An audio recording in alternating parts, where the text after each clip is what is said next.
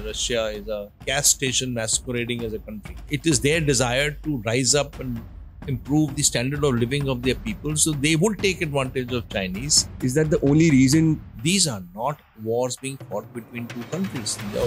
These are kind of global wars. Is there any connection that you see?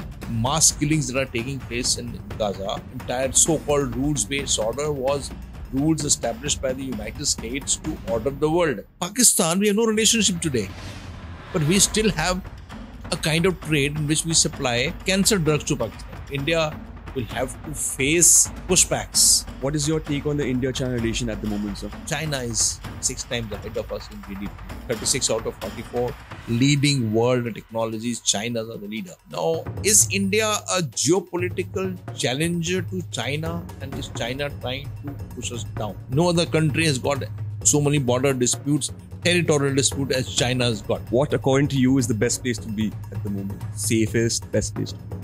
With us is a distinguished guest, Lt Gen Rakesh Sharma, a veteran with over 40 years of service in the Indian Army. His vast experience spans operational command from the icy heights of Siachin to the strategic corridors of Ladakh. He has been at the forefront of India's military strategy, and today he shares his invaluable insights on some of the most professional global conflicts of our time. In this episode, we discuss India's complex role on the world stage, acting as a mediator and balancing relationships worldwide, particularly with the global south. We dive into the intricate Bangladesh issue, the Russia-Ukraine conflict, the ongoing Israel-Palestine tensions, and China's rapid rise as a global power. General Sharma's perspective sheds light on the US's intervention around the globe and how India, in its role as a voice for peace and stability, is influencing global dynamics. From mediating for peace and strengthening its diplomatic and strategic ties, India's position is more critical than ever in the balancing global powers. So whether you're interested in geopolitics,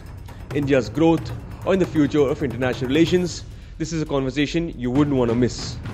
Let's dive into the eye-opening discussion with General Rakesh Sharma.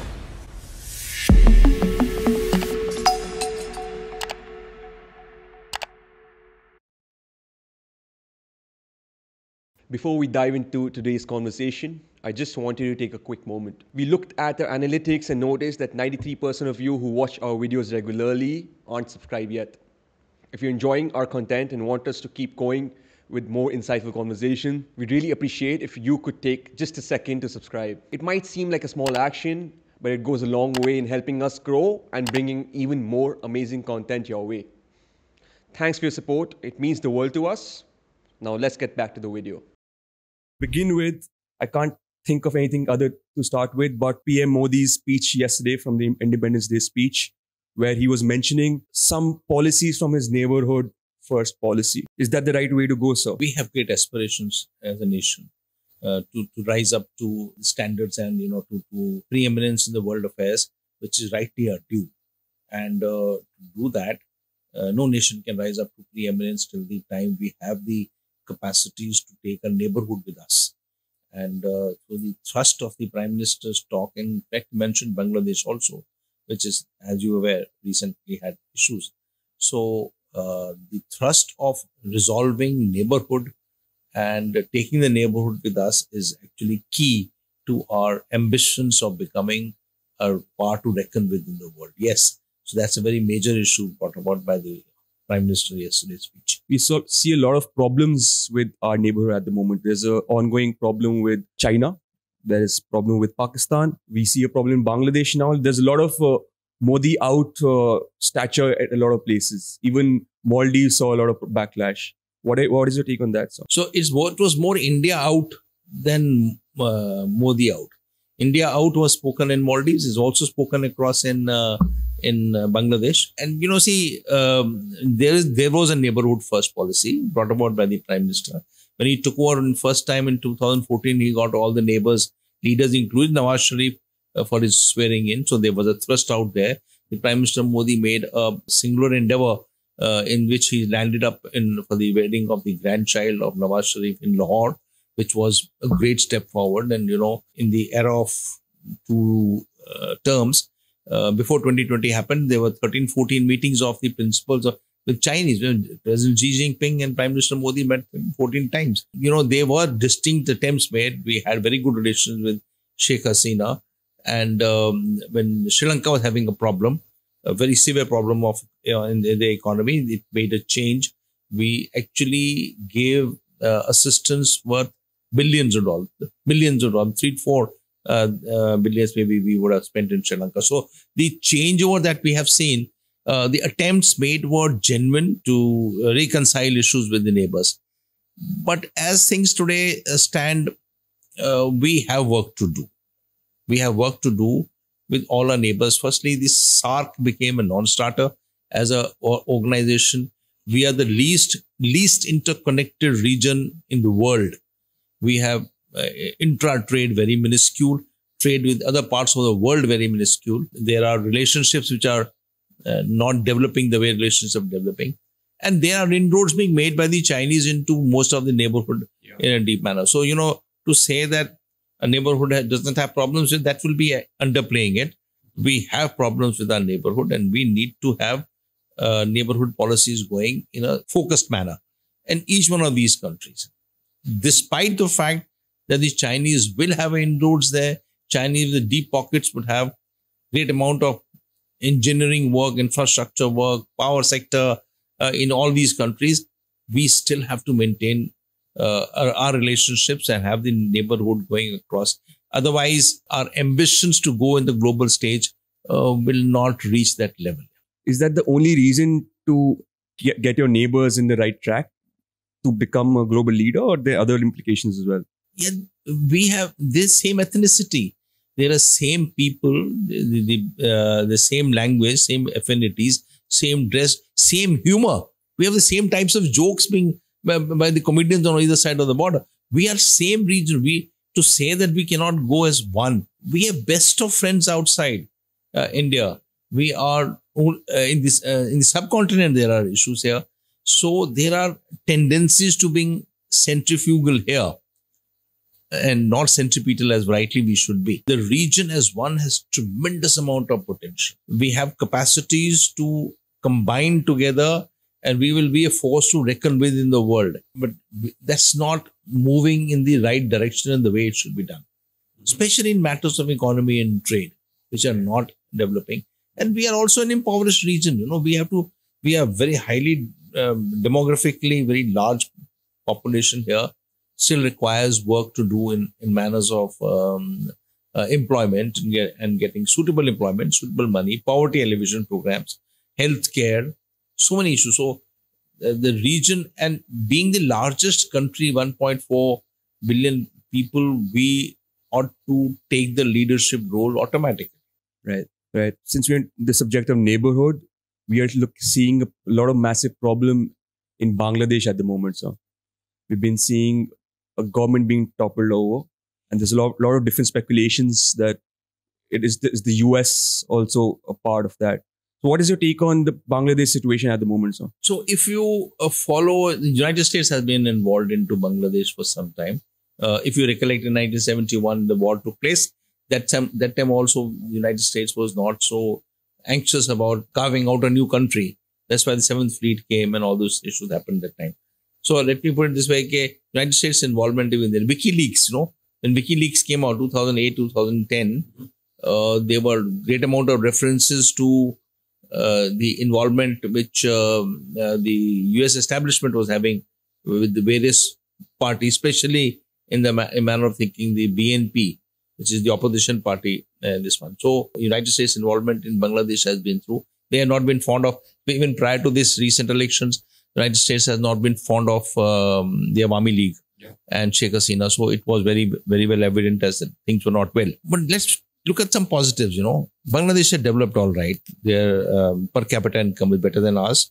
They are the second largest suppliers of textiles in the world, and their development, women force, especially in employment, has been done fantastic amount of work there. Whether we say there was corruption in these microfinance issues is a separate issue, but microfinance did help out people, though the rates of interest were very high in Grameen Bank, but they were still positive in providing employment to people. So Bangladesh had actually good focus. In last 15 years of Sheikh Hasina, the country has shown upward movement. But having said that, there are problems here. in the course of the last few months, and especially because of the unemployment issue, the reservation issues, it was building up. I won't say that the build up to the anguish and the anxiety that the youth was showing in the course of 2 months were anything related to the United States and all. There was a genuine problem in the youth against the establishment, which they thought was not doing the issues rightly. And youth are aspirational. Our societies, our Indian society, we see, and our neighboring societies, youth are aspirational. They have aspiration. So especially the youth between 15 and 28, 29 years are aspiring people. They want jobs, and they want jobs of a kind which are substantial in nature. The desire is changing. So the aspiration itself motivates people to agitate. Therefore, the agitation, to say the agitation didn't have motives is not right. And they were not being addressed in the right manner. Things were coming to the head, and we follow the statements of the External Affairs Minister. He obviously said that we were advising the government that they should mend ways and find better avenues to sort this issue out. And it didn't happen. So one day, fine day, the situation has gone out of control. Now there is a government, there's an interim government, there is an interim chief executive or something they call him, Mohammed Yunus, who's a respected name, very pro-Americans, very pro-Clintons. And so he has taken the charge of the country, and let's hope for the best. The anxiety we would have is the kind of influence the strongly anti-Indian Jamaat will have, the Jamaat Islami, which have been anti-Indian. Now, while voting takes place, they don't tend to get more than 5-6% votes. So they don't have the kind of voting support in the country, Jamaat. But having said that, their presence across the nation exists. So they have a great amount of nuisance value. And then they tend to mobilize people, and they can propel the country towards more, say, radicalization or something like that. So Jamaat is a problem with us. And with Awami League now having take a back seat, it is likely that Khaleda Zia or somebody from BNP will come up the helm whenever the elections are held. That will change the trend.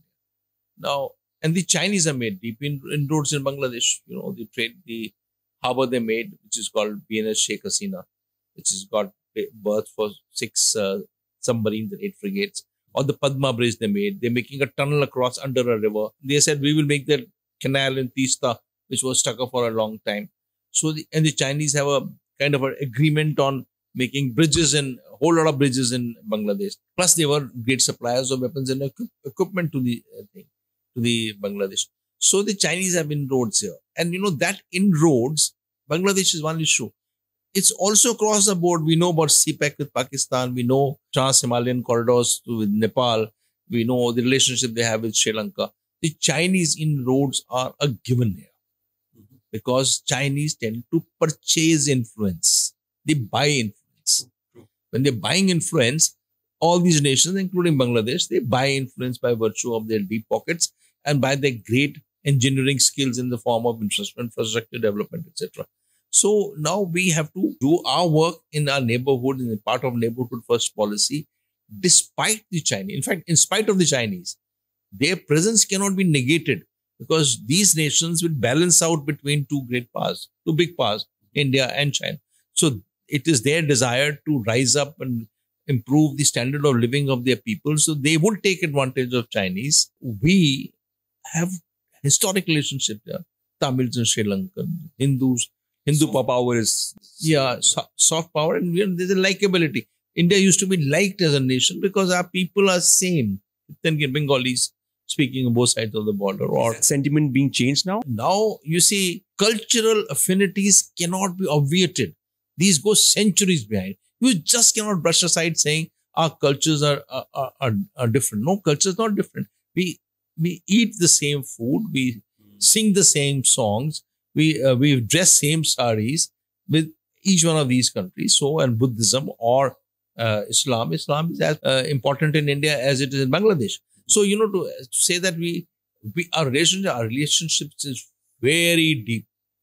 Till now, Maldives, even now when Maldives is having problems, sends the patients come to Kerala for treatment. Pakistan, we have no relationship today, but we still have a kind of trade in which we supply cancer drugs to Pakistan. Now, we still have long-standing treaties like the nuclear exchange of nuclear data on 1st of every year, or the Indus Water Treaty, or even the ceasefire which is standing for last 4 years. Pakistanis may not be wanting to buy directly from us, but they buy our onions through third countries. Yeah?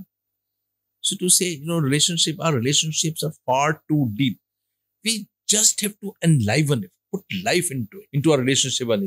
So while, to answer you shortly, the point is that Bangladesh is an issue today, but then the strength of a nation comes up when you work with adversarial governments and then show your mettle that you are okay, we reckon we are there, and we are there for you at any one time when it happens. We are the first responders. The Chinese will not be first responders when something happens. And first responders are not only calamities. First responders is any issue that happens, like we did with Sri Lanka. So I think we need to change a little tack.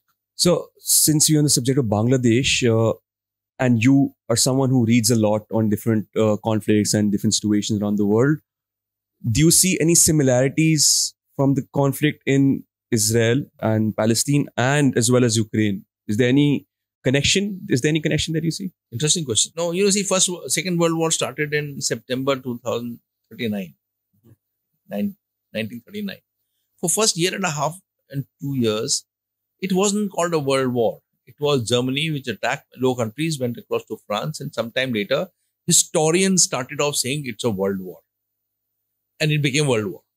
Later on, now the world is at war in many ways. 32 countries which are got either intrastate or interstate wars, which is substantial numbers from these 200 odd countries that we have. Yeah. We have some major wars on in the seas, which the Houthis are doing, or the piracies, also in Israel and Gaza, or Ukraine and Russia. These are not wars being fought between two countries. These are kind of global wars, because Ukraine gets all support from the West. Now they are flying F-16s inside Russia. They were using F-16s in this recent ingress into Kursk region of Russia. So it's a global war. In many ways, it's a global war. And similarly, the support that the Gazans get, or the Hamas gets, or the Palestinians get, or what Hezbollah gets, or what Houthis get is international in character. Similarly, Israeli. So you can say that they are not, transnational wars is not correct. It may be fought into a limited area between Israel and Gaza, but that doesn't mean it's not a transnational war. It is a transnational war. You saw Iranians firing at this place. Now, bringing the whole thing at home, our nations are also as intimately involved into these wars. Yeah? We had 60 odd Indians who are fighting on the Russian side in war, but that's okay. One small part of the thing. Our nations, our peoples are also affected in many manners as to how the wars are being fought, prosecuted across there. Students who study in Ukraine. But that apart, there are people who are anxious about the kind of horrors that they see on TV on what's happening into Palestinians. Now, the latest figure being 40,000 odd people killed in 7-8 months. Very large number of women and children died in Palestine. What the Hamas did on 7th of October was atrocious, bad. It was total terrorism. But then subsequently in 8-9 months, things have gone, and of course, there are the issues of hostages, but it has gone too far long and too many people are being killed. What we need to concern ourselves is that such wars have a tendency of expanding and being later on called, this was the world war. And if you start counting of the intrastate issues here, now the intrastate issues, there's Libya issues, there's Syria issues, there's Bangladesh issues now, there is intrastate issues in Pakistan, there are intrastate issues in Iran. Azerbaijanis have gone and occupied the entire Nagorno-Karabakh and pushed away the Nagorno-Karabakh population toward Armenia. Mm-hmm. So when you start counting, and Africa, the sub-Sahel region is in real turmoil, from Mali to Niger to Mauritania, So while you can say, you can isolate them, decompartmentalize them, to say, okay, they are separate things being happening. But if you see the entire thing, there can evolve linkages to say that there is something happening in Africa, Middle East, in Balkans, or in Ukraine, Russia, or what's happening India-China border, or India-Pakistan border, or what's happening inside Pakistan or inside Bangladesh, all can be put into one basket, saying that there is a turmoil around. Right. So I want to change a little, since you spoke about a lot of different conflicts and problems around the world, internal or external, what according to you is the best place to be at the moment? Safest, best place to be? India. India? Anytime. Why do you say that? There is warmth in relationship here. We are relationship people by nature, by being, by culture. We are family people. We tend to see negatives in ourselves. We rush to see negatives in our own country. This is not going right. That's not bad. But you see, despite everything else, there are families eat together, despite nuclear families. Families eat together, families stay together, relationship between families. You go and attend weddings, you attend marriages, funerals. There is something unique in India. You don't find it anywhere. There's a sense of togetherness. There is. Why do you think India gets liked, for example, in large number of countries across the world? It's a likability. We never had offensive ambitions against any part of the world. We've not sent armadas across there or fleets to capture or going capturing territory in anywhere part of the world. It's not part of our culture. It is historic in nature. We are, and I'm not saying it's because of Ashoka's Kalinga war and then peace came across. I'm not venturing into those things at all. But I'm just saying, let's be clear, our relationships with the countries of the world are long drawn. That's why such a large diaspora in the world. Can you see our diaspora having problems in the United States or in Africa? Every country. I've been in Africa 3-4 years. Every country in Africa, we have Indians settled there. There is not a place in the world, Indians, maybe China, you can say, but we are everywhere, and we assimilate ourselves into societies. In those societies, we don't make Chinatowns here. We don't make that. We don't make subculture. And naturally, we have our own religion, our faith, our system. Our religion is also not ballistic in nature. We are very mellow down. So I'd say India is India anytime. But is the perspective from the outside world reciprocated?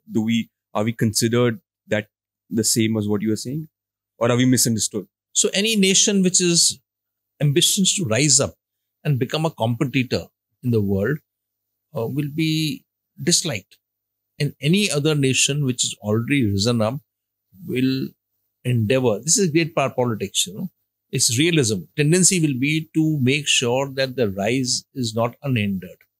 And there are attempts made to make sure that this is geopolitics. It's true. So there would be attempts to make sure that India's rise is challenged in any which way. For example, in influx of technology, which is a key part of it, or relationships, or, any way that you can do it, United Nations Security Council, NSG membership, are terrorists not being listed across in United Nations? Or, see, if you start accumulating it, there can be many ways in which India can be challenged in its rise. Whether rise word is taken negatively or positively, I'm not interested, but I'm just saying our rise can be challenged by the nations of the world. When we say that we become $5 trillion economy and we become tomorrow I'm saying 50 years, $10 trillion economy, we will be even more challenged, because we will be then a nation which has reached some kind of pinnacle, and that would be one more pole. And any unipolar moment, as a unipolar moment is dead now, there is bipolar moment. Yeah. When you have multi-poles, then multi-poles will be challenged as more. So India will have to face pushbacks that we will get in our way to our rise. This is normal. Right. This is part of great power politics, and we'll have to fight it out. We'll come back to India, sir. But before that, yesterday, which was the 15th of August, there was a peace talks which was hosted by the US, Qatar, and... Yeah, so it was in Doha. There were peace talks. The peace talks to bring Hamas and Israel together. Egypt. Egypt was the third country. So what is your take on that, sir? The Hamas leadership wasn't there. Nowhere to be seen. So, look, firstly, the Hamas leader was assassinated recently, the political leader. Mm-hmm. He was assassinated recently in Iran. So he was the one who was leading talks across here. So you have just removed him. Now you can say that I didn't do it and somebody else didn't do it, whoever did it, but the political leadership has been decimated. Now they have a new political leader. I know how fast Hamas can come into this. I'd say that the intent has to be visible on ground. To show the intent, you can't have a children's hospital being bombarded day before yesterday, in which there were 100 odd children who died. And then you see the state of emancipated children without food dying in Gaza. It doesn't lend itself to a way that there is peace being sought. If peace is being sought, it should be sought in some manner. Now, there are very difficult issues here because now that there are hostages still with Hamas, and Hamas is seeking release of their prisoners in the exchange of the hostages that they got.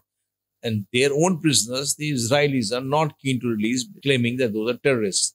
They can't be left alone. There are issues out here which is difficult. I think, the world powers, in case they wish to do so, United States, could force a ceasefire, could insist that there should be a ceasefire, stop the fighting, stop killings, move at least. There should be a step forward. You can't have such kind of mass killings that are taking place in Gaza. And, also in West Bank, which come lesser in news, but there are constant issues happening in West Bank. You cannot proceed to say that there are serious talks talks have been taking place for last 1 year. I mean, talks have been around in some form or the other. 1 year, since the time the war started. But the talks that are not succeeding in that manner because there are killings taking place here. How do you move ahead there? Till the time you restrain the forces, it will be difficult to do so. And that restraining is very difficult also for Israelis because they say our hostages are still with Hamas. How do we negotiate when a hostage is not being released and they are still out there? So I wish that these talks succeed. Were these efforts, short efforts from the US to calm down Iran to escalate this situation in the Middle East? I'm not very sure that Iran has taken a step backwards. I'm not very sure. I think there are issues being kept alive. Only thing, it's a day. Last time when Iran was hit, the general was killed in Syria, it took 15 days, I think 13, 14 days, after which Iran fired this whole lot of 3,000 odd missiles and drones at Israel. 3,000, and all traveling at different timing, landing up Israel together. I think it was April, 12th, 13th of April. So the response that Iran would show for a killing that takes place in their home yard, you cannot say it won't take place. You can't. One hopes that there will be some peace, but actually it was an excessive use of force. And whether Iranians will respond tomorrow or not, I don't know. But the threat exists there, and they can do so. So, the United States of America is part of a lot of these situations because of its superpower nature. But we've been seeing that go down in their efforts in Afghanistan and now in Israel as well. Leadership is an important factor, either Democrats or Republicans. Do you think Republicans will do justice? Because Trump is most probably going to be coming in because of his recent incident. Who knows? You don't think so? I don't know. I don't know. I won't even venture a guess into this. But you see, the last polls, etc., are showing Kamala Harris is gaining ground. Yeah. And in some places, they're saying gained ground, especially in the states where there is always a problem, the battleground states. So she is gaining ground. And, I think it will be a tough battle, tough war. But President Trump had this America First policies in his statements in run-up to these elections. He's been categoric. He says, if I'm there, there will be no war between Israel and Hamas, and there will be no war between Ukraine and Russia. How does he manage to do so? How will it be managed? One doesn't know. But his statements are clear and categoric. While the statements of Kamala Harris are different. The Vice President keeps saying that we will support Israel to the hilt. Or words to the effect. Which makes it a little different thought process on management of these two conflicts between these two party. So who will win or who will lose? The policy change will be there. It will be tremendous. If Kamala Harris becomes the president, then there may be continuity, larger continuity into what is happening there. But if President Trump wins it, fair chance, if it happens like that, then we rest assured that there will be changeover of policies of the United States towards these conflicts. It may be more inward looking, which it looks as per the statements being given by the president. True. It will become more inward looking. If it's more inward looking, then they can be free for all. See, historically, 7 decades, United States virtually ran the world. In the last 3 decades, they were unipolar power. So with their 800 odd bases and their armadas and fleets all over the world, and they're controlling purse strings, including the strings of IMF and World Bank, entire so-called rules-based order was rules established by the United States to order the world. If there is a step backwards, then the world could go erratic also. There can be more problems. Or there will be voids being filled by, say, China, who will come and fill the void, which is China buying influence across the world.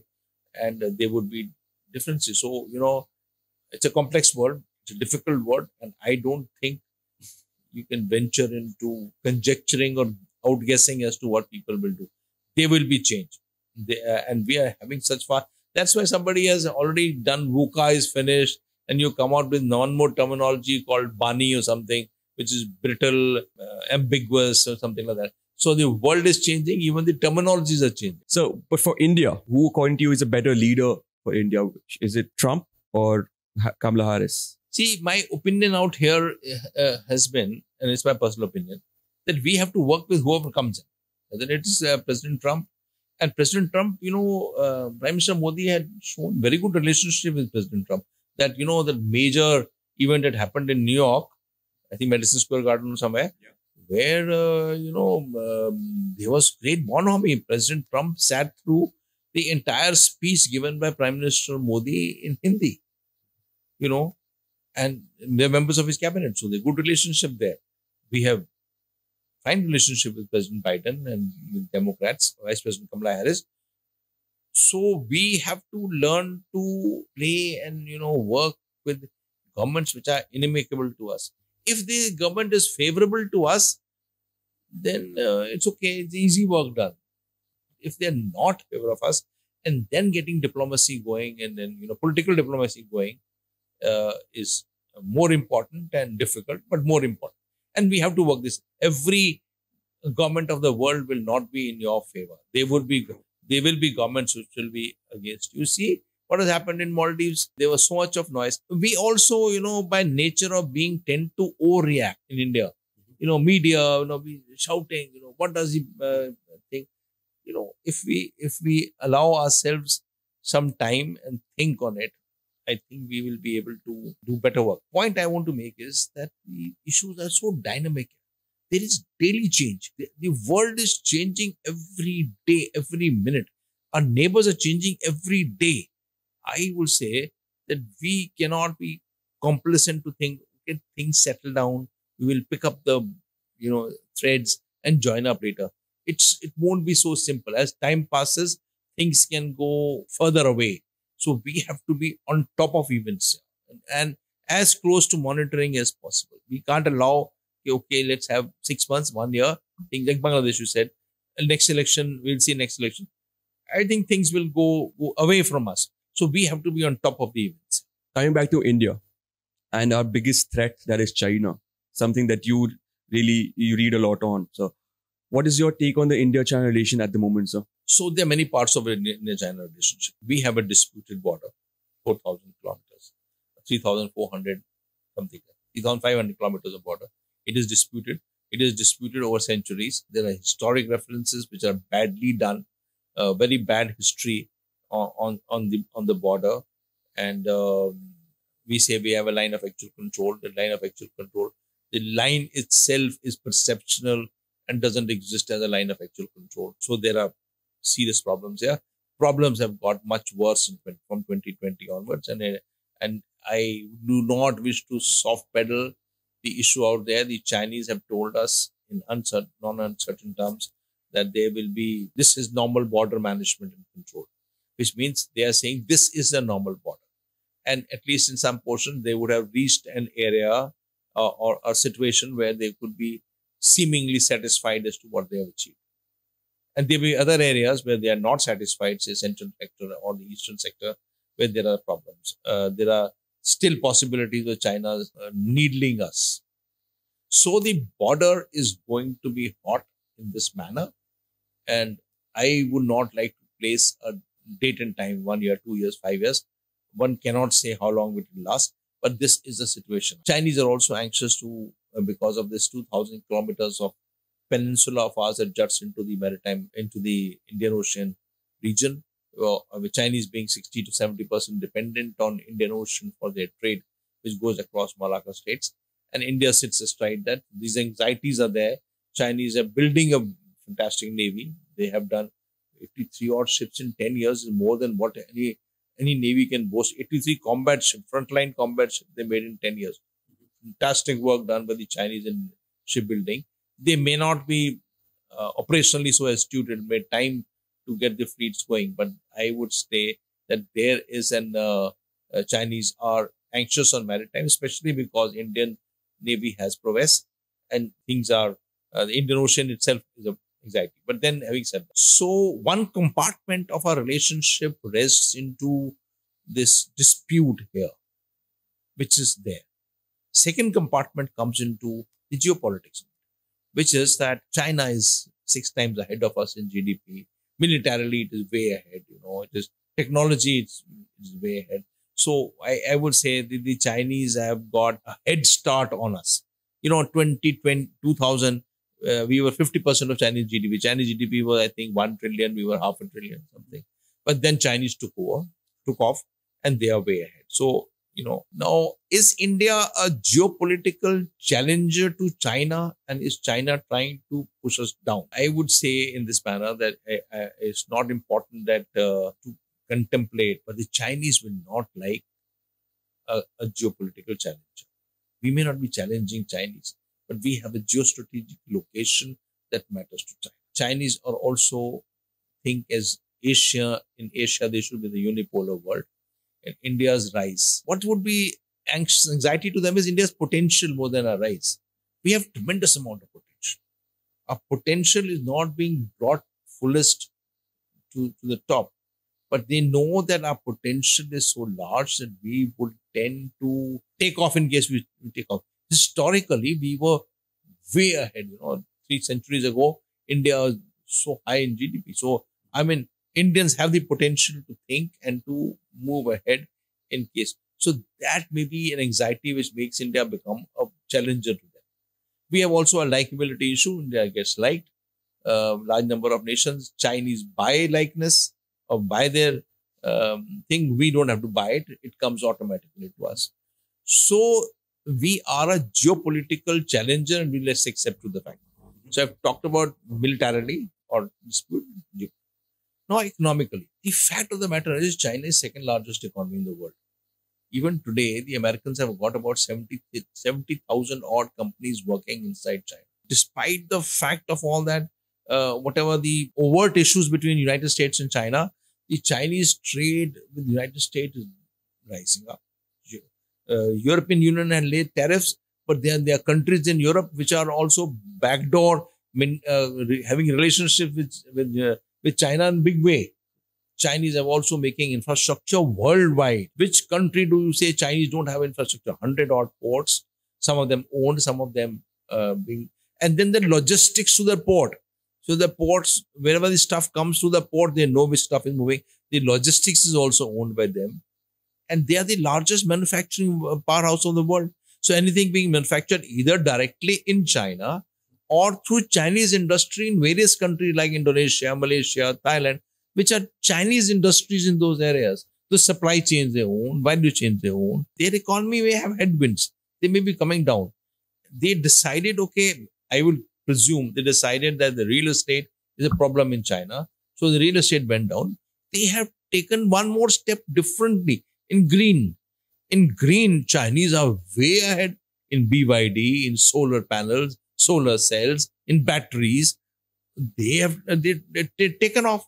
Now they are having factories in Mexico, Brazil, EV vehicles, in Hungary now. Hungary is part of European Union, and European Union is contesting tariffs for electric vehicles. But Hungary is allowing the factory to come up in that place. So, the fact is that they are a manufacturing powerhouse. Now, I bring back home. Look, we are an aspiring country.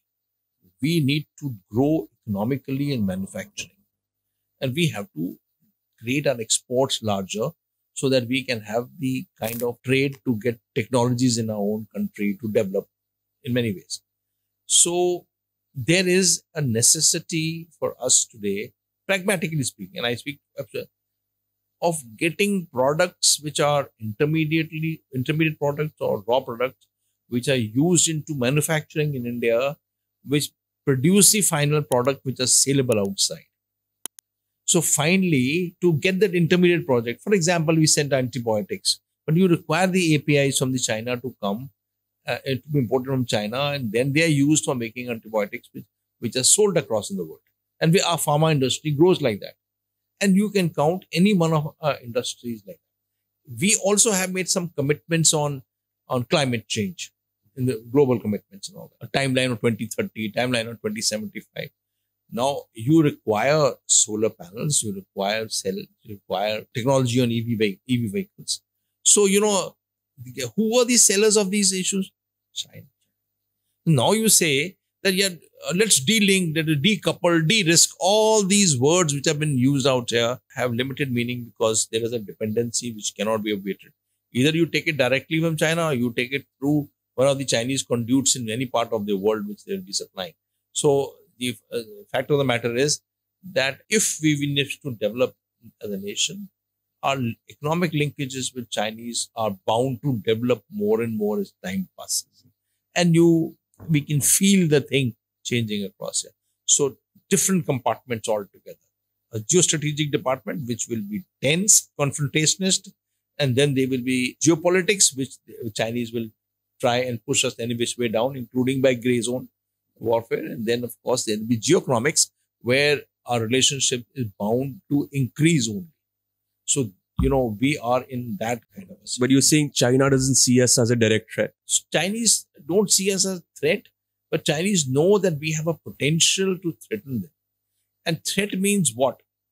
See, threat, I would say you military threat on the border. Threat for the rise of power. I think that is a threat to them. India's rise geopolitically in the world stage, having say by itself and economically rising, Chinese will take that as a challenge.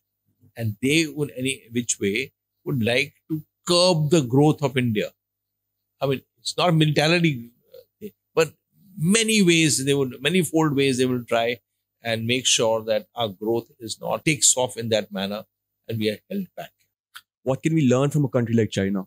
As you said that we must amp up our manufacturing, our technology, but what else should we learn from a country like China, who is, expansionist and growing at another level? So they are expansionists. The policies are revanchist in nature. They are the only nation which have the maximum border disputes. No other country has got so many border disputes, territorial dispute as China has got. So China is revanchist by nature. So, we accept, and expansionism comes out openly, whether it is with Japan or even with Russia. In the last map, they showed areas of Nepal, areas of Bhutan, India, and of course, South China Sea. So the Chinese are expansionist by nature. The Chinese devotion to their industry and manufacturing, I think there is much to learn, and technology.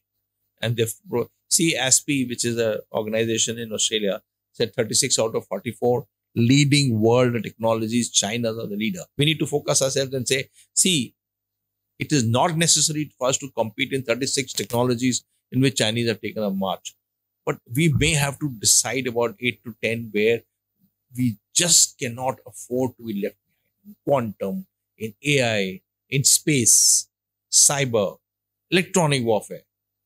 These are technologies, and these are not technologies alone meant for military use. These are civil military use technology, dual use technology. This is a basket of technologies that we have to work at. This is technological world. Basket of technologies we must compete. But we must not compete with all 36 technologies. We will be We have scarce resources. We will be burning ourselves in case we go ad lib about these technologies. So let's say that we want to hop, step, and jump over the growth pattern of a particular technology. So let's do a hop, step, and jump. Go ahead. And maybe in some other technologies, we can see, okay, we can take a little step backwards. Otherwise, there will be problematic situations. Sir, after all these information and so much about geopolitics around the world, do you see a change in the world order that is yet to come? Because we see USA declining for sure. We see that decline. And we also, there's a theory that I was reading about that every 100 years, there's a shift from Dutch to British to the US as a superpower. And between the shift, there's a conflict that is happening around the world. And we see a conflict at the moment. Do you see any shift? Do you see similarities from shifts? So there is the Great Power Politics, John Meshemer's great book on tragedy of great power politics actually says that there will be transformation. And Paul Kennedy's book, which says Rise and Fall of Great Powers, which says, okay, there is that cyclic tendencies of great powers rising and great powers going down. And the United States is a great power. It is the largest economy. The United States also knows that the world is predicting that they will be going down. So they're prepared for this purpose. And they know that they have a challenger now, which is different than the challenger they had. In the Cold War, they had a Russian challenger. Russian had no economy worth the name. That's why, somebody said Russia is a gas station masquerading as a country. Because basically this was But Russia was a militarily great challenger. And of course, it had great natural resources. But China is across the board. China has already crossed the United States in PPP terms. And they are technologically very advanced. They have competitors there. China has got great negative in the form of very poorest of geographies. Their geography is very poor. So they are bounded by inimical countries all along their maritime frontier and across the land frontier.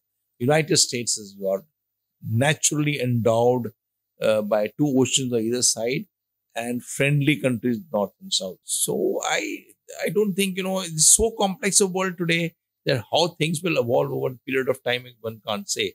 But suffice it to say, the United States here got 800 odd bases and they have 10, 11 carrier groups all over the world. They would make sure that the rise of China is also constrained and it's not ad lib.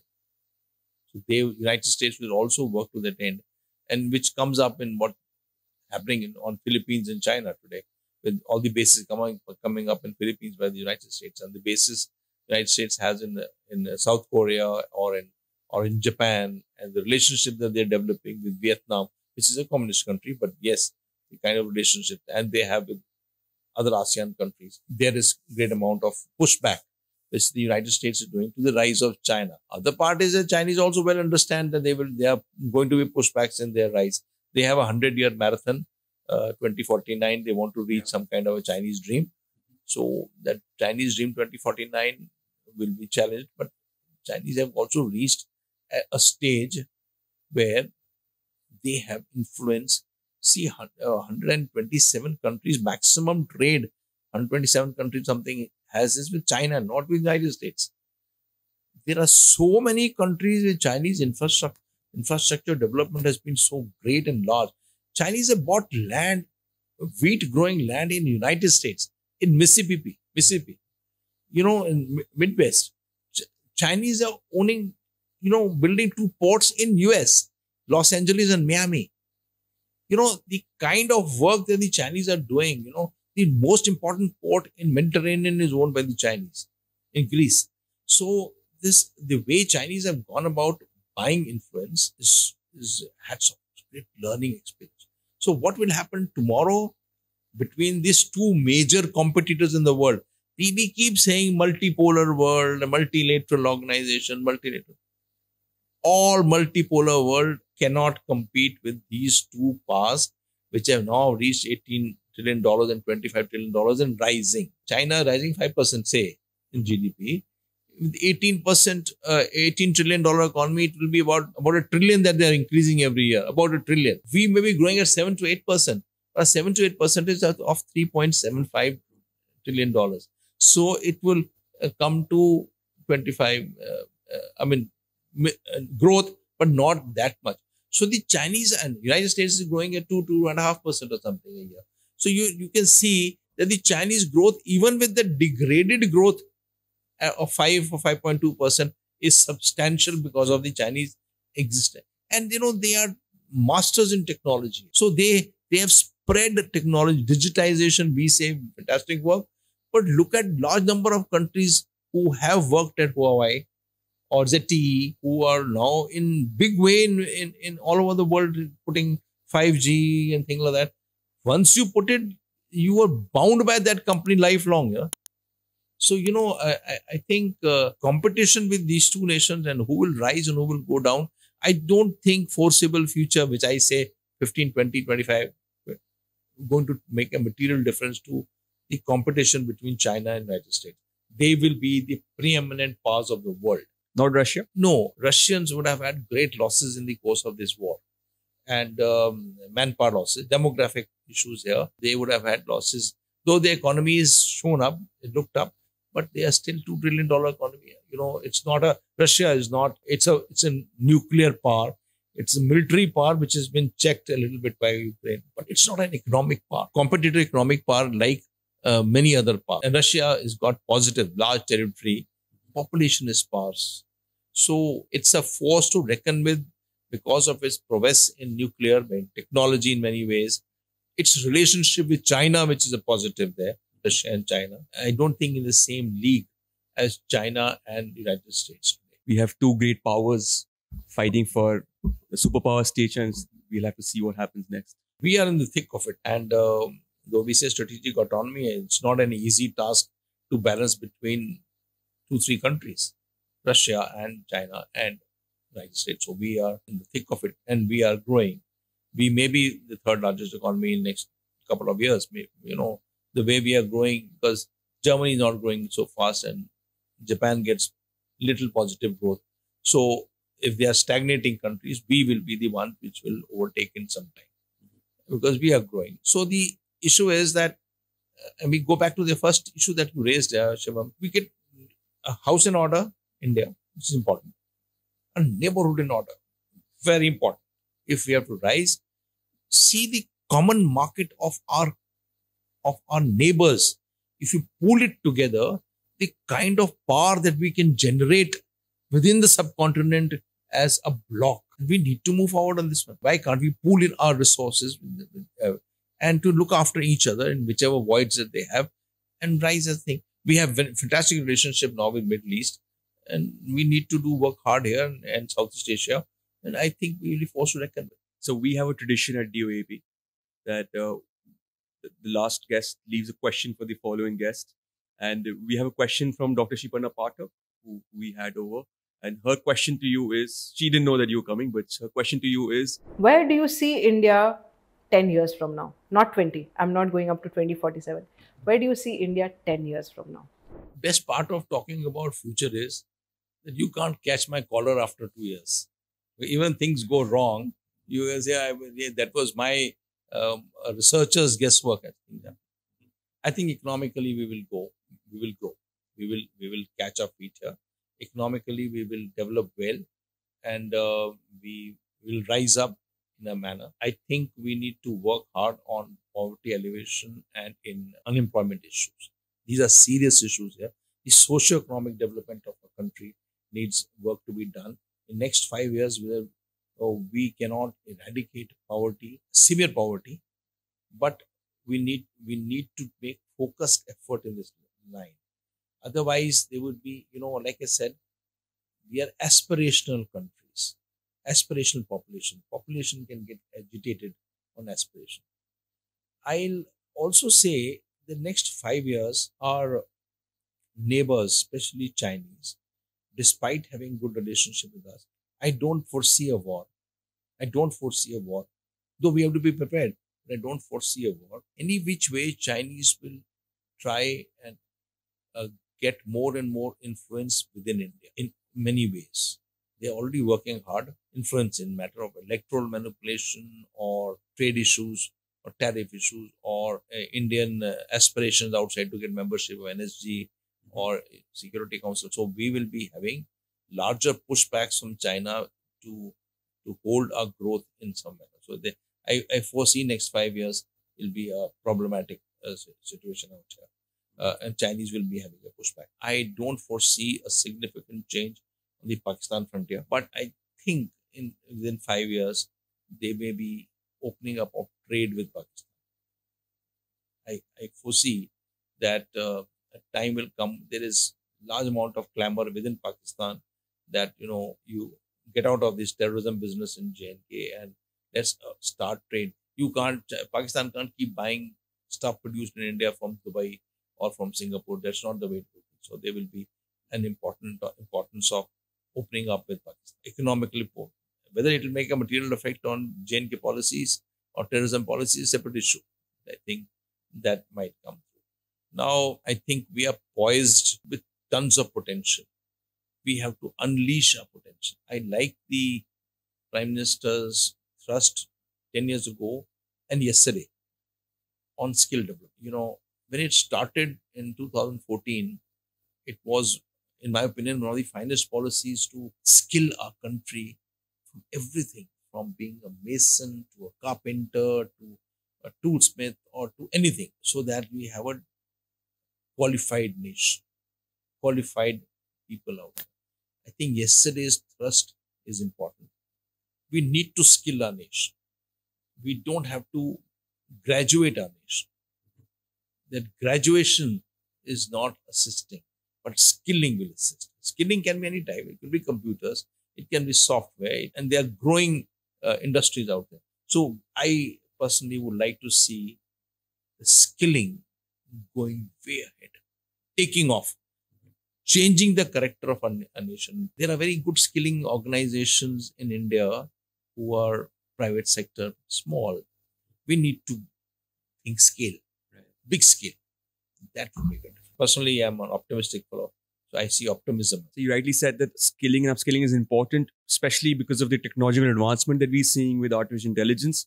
Otherwise, we will be in a similar position as Bangladesh, who's been seeing unemployment. So according to you, the future is bright. So point is that we have tremendous challenge. We are a large nation, so many challenges that you cannot quantify. But we should have hope. Hopeful, yeah. So what question do you have for our next guest? Unfortunately, you know who the next guest is, but still, what question do you have for him? My question is that the policy of strategic autonomy that we have, does it seem that we may be at times stuck between two parties and not know where to proceed? I'm not saying we should take sides between one or the other, but strategic autonomy can get problematic sometime with one partner or the other, and that may retard us in times to come. So what is the larger thought process on strategic autonomy that we need to follow? So to end this beautiful conversation, I've got one personal question for you, sir.